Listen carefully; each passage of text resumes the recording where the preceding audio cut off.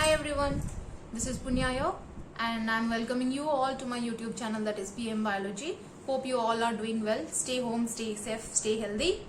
And we are going to take about the fourth part of the chapter, that is Principles of Variation and Heredity, which is the chapter number 5 of your NCERT book. So let's go for it.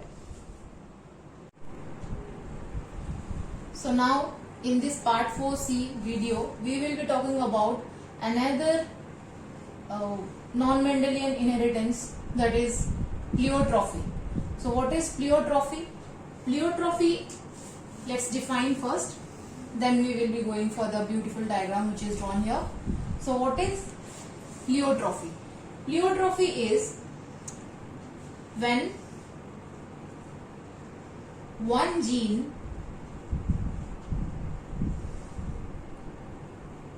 is controlling, or we can say when one gene controls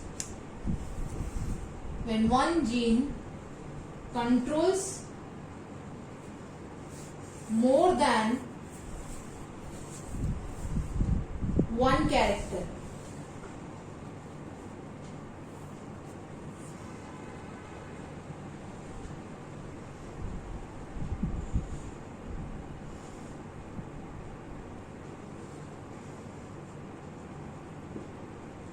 Then the inheritance is called pleiotropy.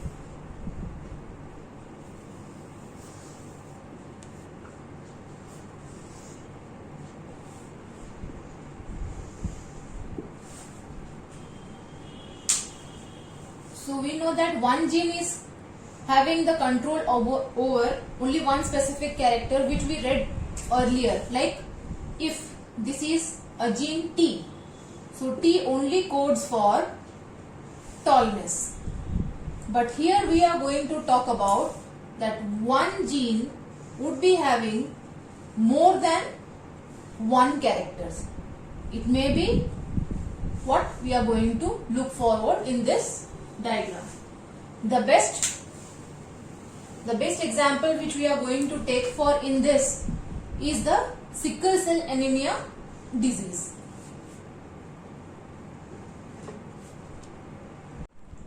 So pleiotropy best example which can be cited is a disease called sickle cell anemia. So sickle cell anemia, we know about anemia, but sickle cell anemia is little different from the normal iron deficiency, that is anemia. So what is it? First we need to know, since we are talking about this as a part of genetics, so which type of disorder it is. Either it is a sex-linked inheritance or it is a autosomal inheritance.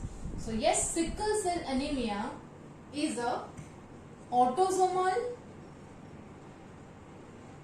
and recessive disorder.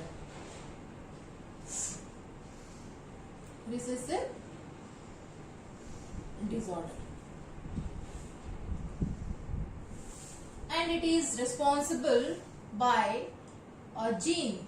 So the gene which is responsible for the activity is HBS. It is a lethal gene and always will be expressing itself in homozygous condition.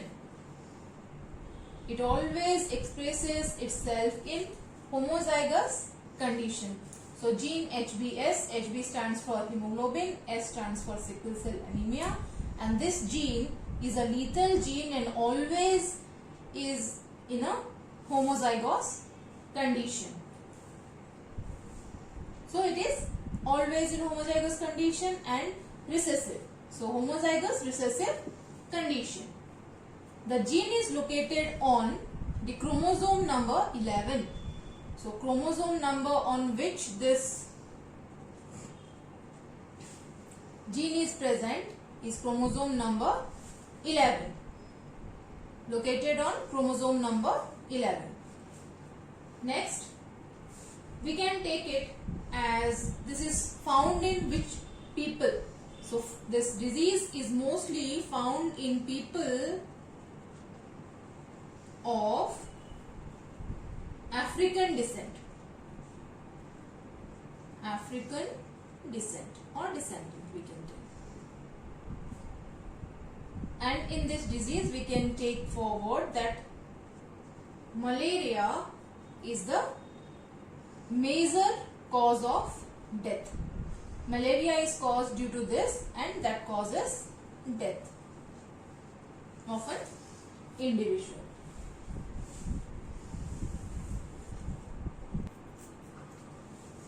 So now the example, why we have taken it for HB and HBS. So we need to know that this structure is, normally we are talking about blood loss, that is anemia. So we are talking about the hemoglobin molecule, and the hemoglobin molecule consists of 2 alpha chains and 2 beta chains, and we are talking about here the beta globin chain. So these are the beta globin chains and the series of amino acids present here. Amino acids are linked together by peptide linkages. We can see here amino acids are linked together by peptide linkages. So when normal hemoglobin would be there, it would be a HbA, that is normal gene.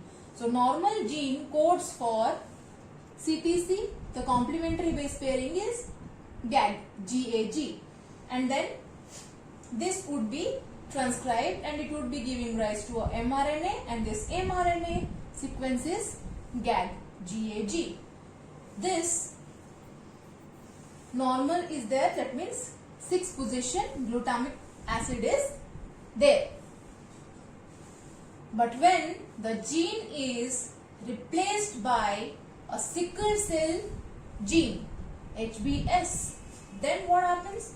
Then in this beta globin chain of 6th position, glutamine is replaced by valine. How this occurs? This occurs due to mutation. So you can see here differences. mRNA here is GAG, but when mutation is taking place and HBS gene is present here, mRNA will be coding for GUG, GUG, and this GUG codes for valine. GAG codes for glutamine. Okay, so now let's write something, and then what I am exactly going to talk about this, let's explain it. So first we know that HbA, that is the normal HbA gene, is responsible for normal shaped RBC. HbA gene is giving normal shaped RBC, and normal hemoglobin molecule has 2 gene regulating characters. What are they? We can talk for these 2 codes.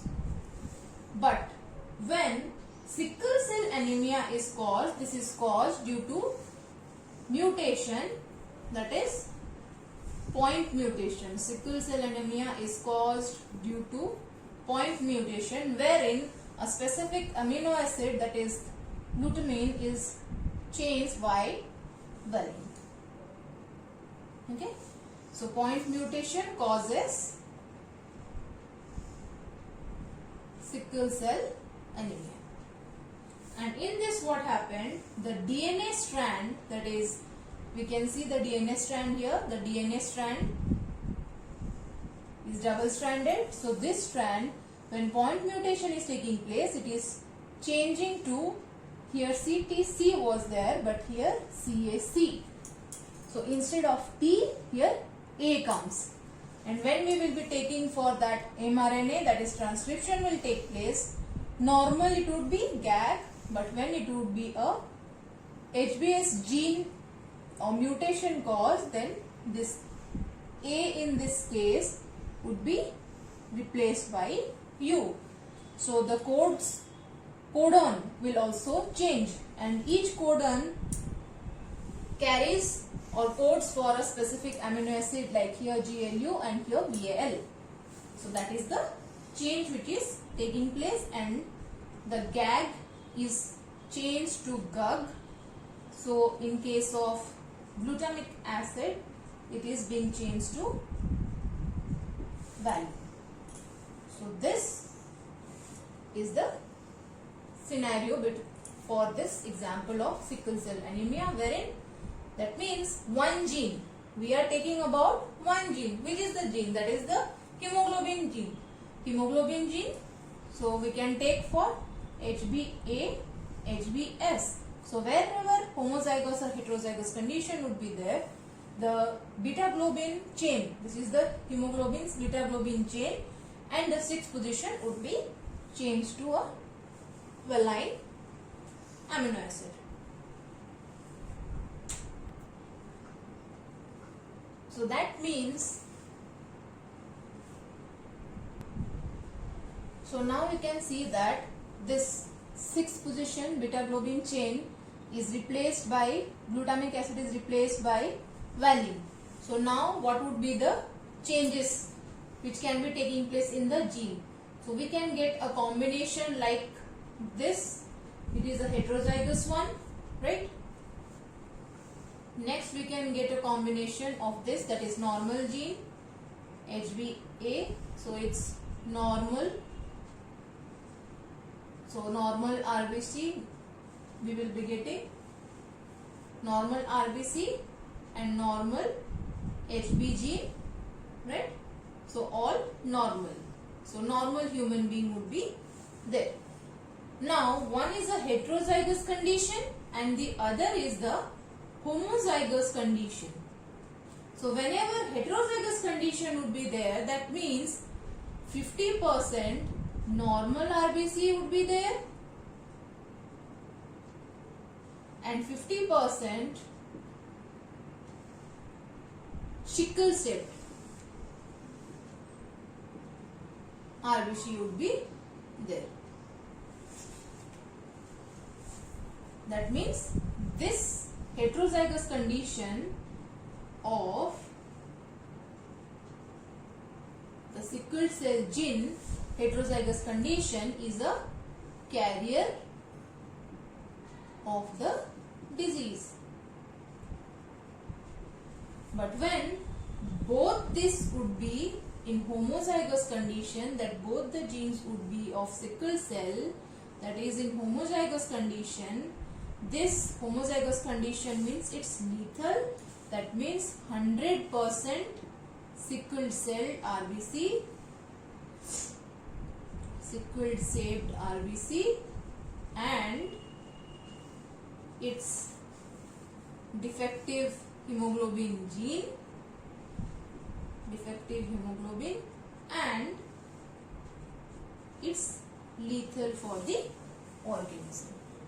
So this was all about the pleiotrophy, and we will be taking forward for the next topic, that is sex determination.